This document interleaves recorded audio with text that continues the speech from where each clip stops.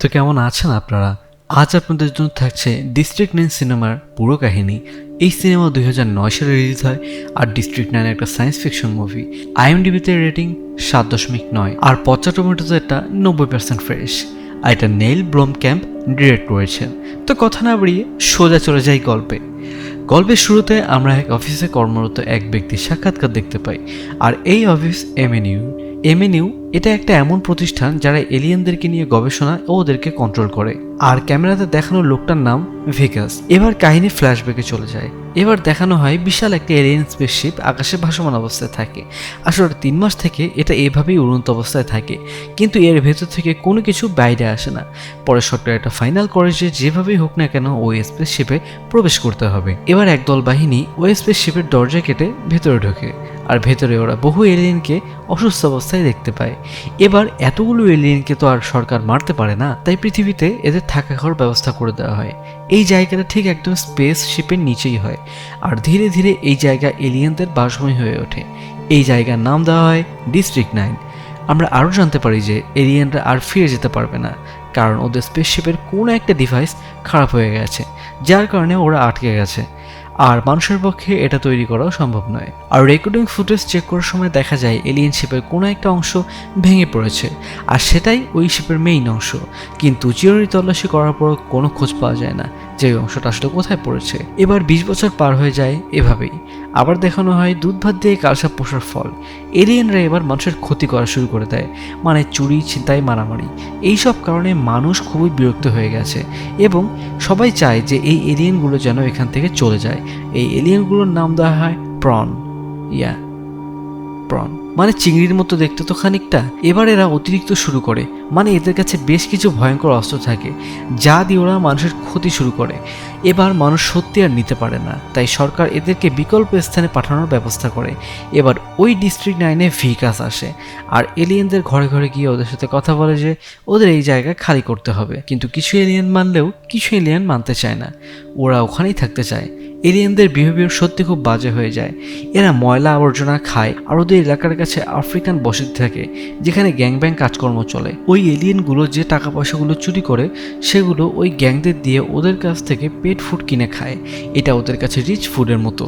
আর এই আফ্রিকানগুলো ওদের কাছ থেকে অস্ত্রগুলো নিয়ে নেয়, কিন্তু ওই অস্ত্রগুলো এমনভাবে তৈরি করা না এগুলো এই গ্যাংস্টারগুলো চালাতে পারবে, না এগুলো সরকার কোনো ব্যবস্থা করতে পারবে। শুধু এলিয়েনরাই এগুলো চালাতে পারে। আসলে এমনিও এমন একটি প্রতিষ্ঠান যারা অস্ত্র তৈরি করতে সেরা, তাই তারা সরকারের সাথে মিলে কাজ করছে যাতে এলিয়েনদের অস্ত্রগুলো ওরা ব্যবহার করতে পারে। এদিকে ভিকাস ডিস্ট্রিক্ট 9-এ যায় এলিয়েনদের কাছে নোটিশ দিতে যে ওদের এই জায়গায় ছাড়তে হবে। এবার ভিকাস দেখতে পায় এক জায়গায় নানা ধরনের নষ্ট ডিভাইস পড়ে আছে, মানে কম্পিউটার পার্টস আর কি। এবার দেখানো হয় দুজন এলিয়েন কি যেন খুঁজছে। একটা এলিয়েন এবার ছোট পার্টস নিয়ে অন্য এলিয়েনকে দেখায়। সে বলে এটা ওদের ডিভাইস না, ওদের ডিভাইস ফ্লুইডের মাধ্যমে চলে। এবার ওখান থেকে ছোট্ট একটা বাচ্চা এলিয়েন হাতে করে কি যেন নিয়ে আসে। এবার বাবা এলিয়েনটা তাকে ধন্যবাদ জানায়। এবার ল্যাব দেখানো হয় যেখানে এলিয়েনরা গবেষণা চালাচ্ছে। এবার ওরা নতুন ডিভাইস যেটা সবে মাত্র পেল সেটা থেকে কিছু ফ্লুইড টাইপের ওই টিউবে দেয়। এবার সবার শেষে ছোট একটা পাইপের মতো যন্ত্র থাকে যেটা দিয়ে 1 ফোঁটা ফ্লুইড পড়ার পর সেটা অ্যাক্টিভ হয়ে যায়। আসলে পুরুষ এলিয়েনটা 20 বছর ধরে এই আবিষ্কার করার চেষ্টা করেছিল। এবার ওরা আবিষ্কারের পার্টি করতে থাকে, কিন্তু তখনই ভিকাস ওখানে চলে আসে আর ওরা ওদের আবিষ্কার লুকিয়ে ফেলে।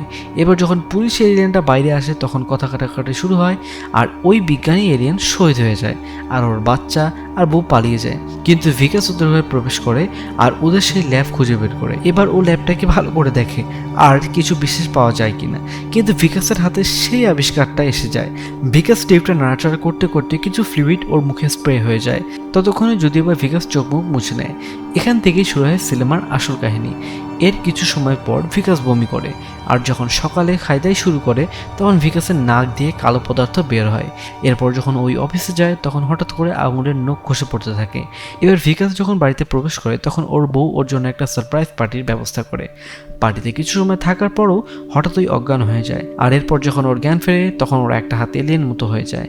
আর ওকে এবার এমিনিও ল্যাবে নিয়ে যাওয়া হয় আর ওকে দিয়ে এলিয়েন অস্ত্র পরিচালনা করা হয় আর ওগুলো সুন্দরভাবে চলতে থাকে। আসলে এই ল্যাবে এলিয়েনদের ওপর পরীক্ষা চালানো হয় যাতে করে ওরা এলিয়েনদের অস্ত্রগুলো ব্যবহার করতে পারে। এবার এমিনির টিম চায় যে ভিকাসের দেহের অর্গানগুলো সরকারকে দিয়ে দেবে, কিন্তু ভিকাসের হাত পা কাটার আগেই ও ডাক্তারদের ধুমধাম মার দিয়ে সেখান থেকে পালিয়ে যায়। ভিকাস সবার কাছে সাহায্য চায় ওকে বাঁচানোর, কিন্তু কেউ ওকে সাহায্য করতে চায় না, কারণ অলরেডি খবর সব জায়গায় পৌঁছে গেছে। এবার ও ডিস্ট্রিক্ট 9-এ এসে পড়ে আর ওখানে ওর বউকে কল দেয়, কিন্তু ওর বউর সাথে কথা বলতে চায় না, কেননা ওর বউ ভাবে ওই হয়তো এলিয়েনদের সাথে করেছে। আসলে এইসব ভিকাসের শ্বশুর ওর বউকে বলে। ভিকাস খুব কষ্ট পায় আর দুঃখিত হয়ে যায়। এবার ভিকাস ওর হাতকে কেটে ফেলার চিন্তা করে, কিন্তু ওর ভেতরে অতটাও সাহস থাকে না। কিন্তু ওর একটা আঙুল কেটে ফেলে আর যে কোনো ওই প্রচণ্ড ব্যথা পায়। কিন্তু এতে শেষ নয়, কারণ তখন উপর থেকে একটা হেলিকপ্টার ভিকাস দেখতে পায়। আসলে ওকে ধরার জন্য হেলিকপ্টার আসছে আর ভিকাস ওদের দেখে পালাতে থাকে। এবার ভিকাস পালাতে পালাতে ওই এলিয়েনের ঘরে চলে আসে যার স্বামী লিকুইডটি আবিষ্কার করেছিল। ওই এলিয়েন ভিকাসকে দেখে চিনে ফেলে আর ভিকাস ওকে বলে আমাকে বাঁচাও, না হলে ওরা আমাকে মেরে ফেলবে। কিন্তু কিছু সময় বাদে ভিকাস জ্ঞান হারিয়ে ফেলে। ভিকাস যখন চোখ খোলে তখন ঘরের নিচের গোপন চেম্বার নিজেকে আবিষ্কার করে। এবার এলিয়েন ভিকাসকে স্প্রে টিউবটার কথা বলে, কারণ এলিয়েনটা জানে যে ওই স্প্রেটা ভিকাসের কাছেই আছে। এবার এলিয়েন ভিকাসকে লোভ দেখায় যে ও ভিকাসকে ঠিক করতে পারবে, তবে সেটা করার জন্য অবশ্যই ওকে স্পেসশিপে যেতে হবে, আর যেটার জন্য ওদের ওই টিউবটাকে চাই। কিন্তু ভিকাস এবার বলে টিউবটা ওর কাছে নেই আর ওটা এমিনিউর ল্যাবে আছে, আর আনতে যাওয়া মানে মৃত্যু। কিন্তু এলিয়েন বলে তোমার হাতে সময় একদম কম, সুস্থ থাকতে চাইলে অবশ্যই তোমাকে ওটা আনতে হবে। এবার ভিকাস রাজি হয়ে যায়, কিন্তু ওখানে খালি হাতে যাওয়া যাবে না। কিন্তু এই সময় ওদের কাছে কোনো অস্ত্র নেই, তাই এবার ভিকাস যায় পাশের বস্তিতে যেখানে নিগারা থাকে। ভিকাস ওদের কাছ থেকে অস্ত্র চায়, কিন্তু ওরা দেয় না, বরং ভিকাসের হাত কেটে নিতে চায়। এমন অবস্থায় ভিকাস এলিয়েনের একটা অস্ত্র হাতে নিয়ে বেশ কিছু নিগাদের অস্ত্র দিয়ে মেরে দিয়ে ওখান থেকে পালিয়ে যায়। এবার ভিকাস আর এলিয়েন মিলে এমিনিউর ল্যাবে যায়। এমিনিউর রক্ষীরা ওদের সাথে পেরে উঠতে পারে না, কারণ ওদের অস্ত্রগুলো অনেক ক্ষমতা সম্পন্ন হয়। এবার ভিকাস খুঁজতে খুঁজতে ওই টিউবটা খুঁজে পায়, ওখান থেকে পালিয়ে যায় ওরা। এবার আবার ওরা ওই ঘরে চলে আসে। এবার ভিকাস এলিয়েনটাকে জিজ্ঞেস করে কতদিন লাগবে ওর এই রোগ থেকে মুক্তি পেতে। এলিয়েন বলে 3 বছর। এটা শুনে ভিকাসের মাথা খারাপ হয়ে যায়। ভিকাস বলে তুমি বলেছিলে আমার হাত ঠিক হয়ে যাবে, কিন্তু এলিয়েন বলে আগে ওদের সাথীদের বাঁচাতে হবে, কারণ এমিনিউ এলিয়েনদের বডি নিয়ে গবেষণা করছে। এবার তর্কে তর্কে ভিকাস এলিয়েনকে আঘাত করে, যার কারণে ও বেহুশ হয়ে যায় আর ভিকাস নিচে চলে যায়, যেখানে আস্ত একটা স্পেসশিপ আছে। এবার ভিকাস ওই বাচ্চা এলিয়েনটাকে টিউবটা দেয়। টিউবটা স্পেসশিপে ফিট করতে স্পেসশিপ চালু হয়ে যায়, আর ওদিকে এমিনিউর লোকজন আঘাতপ্রাপ্ত এলিয়েনটাকে অত্যাচার করতে থাকে যে ভিকাস কোথায় গেছে। কিন্তু কিছু বলার আগে মাটি কাঁপিয়ে স্পেসশিপ উপরে উঠতে থাকে, কিন্তু এমিনিউর লোকেরা মিসাইল লঞ্চ করতে শুরু করে আর একটা স্পেসশিপে আঘাত করে, আর স্পেসশিপ হেলে দুলে নিচে পড়ে যায়। আর এমিনিউর লোকজন ভিতরে ঢুকে ভিকাসকে ধরে নিয়ে গাড়িতে তোলে, কিন্তু ভিকাসকে ওখান থেকে নিয়ে যাওয়ার আগেই সেখানে নিগারা অ্যাটাক করে ভিকাসকে আবার ওই বস্তিতে নিয়ে যায়। সেখানে হেড নিগে কিছুটা সোয়াগ দেখায়। আসলে এই হেড নিগা এলিয়েনদের মাংস কাঁচা খেয়ে ফেলে, তাই ও ভিকাসের হাতকে কেটে খেতে চায়, যাতে ও এলিয়েনদের অস্ত্র চালাতে পারে। কিন্তু এতটা সময় ওখানে এমিনিউর টিম চলে আসে। আসলে দুই পক্ষ ভিকাসকে চায়। নিগারা যখন ভিকাসের হাত কাটতে যাবে তখনই স্পেসশিপে বসা বাচ্চা এলিয়েনটি একটা রোবটকে অ্যাক্টিভ করে দেয় আর দুরুম দুরুম করে সে সবাইকে মেরে দেয়। এবার রোবটের ভিতরে ভিকাস বসে আর রোবটটিকে কন্ট্রোল করতে থাকে। ভিকাসের উপর এমিনিউর টিমরা গুলি করতে শুরু করে, তখন ভিকাস ওখান থেকে যেতে শুরু করে আর ওর পিছনে নজর রাখা হয়। এদিকে বাচ্চা এলিয়েন স্পেসশিপটাকে উড়াতে শুরু করে আর এমিনিউদের কাছে থাকে এলিয়েনকে বলতে বলে আসলে ঘটনাটা কি। কিন্তু এলিয়েনটা যখন কিছু না বলে তখন এলিয়েনটাকে মারতে শুরু করে, আর তখনই ভিকাস এসে সকলকে মেরে দেয় আর এলিয়েনটাকে নিয়ে স্পেসশিপের কাছাকাছি যেতে থাকে। কিন্তু গুলিবর্ষণ এতটাই হয়ে যায় যে ভিকাস তার রোবট আর্ম ঠিকমতো কাজ করা বন্ধ করে দেয়।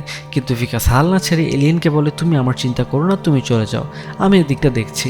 অনেক অনুরোধ করার পরে এলিয়েনটা বলে আমি তোমাকে প্রতিশ্রুতি দিচ্ছি যে আমি 3 বছর পর আসবো। এবার ভিকাস এলিয়েনকে গার্ড দিতে শুরু করে আর এলিয়েনকে ওর শিপে যেতে সহায়তা করে। কিন্তু একটা গাড়ি দিয়ে ভিকাসকে আঘাত করার পরে ভিকাসের পুরো রোবটিক আর্ম নষ্ট হয়ে যায়। এদিকে ভিকাসের অর্ধেক শরীর এলিয়েনের মতো হয়ে গেছে।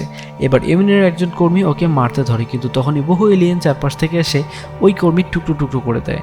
আর ওদিকে মা এলিয়েন আর বাচ্চা এলিয়েন স্পেসশিপ করে মেয়ে স্পেসশিপে পৌঁছে যায়।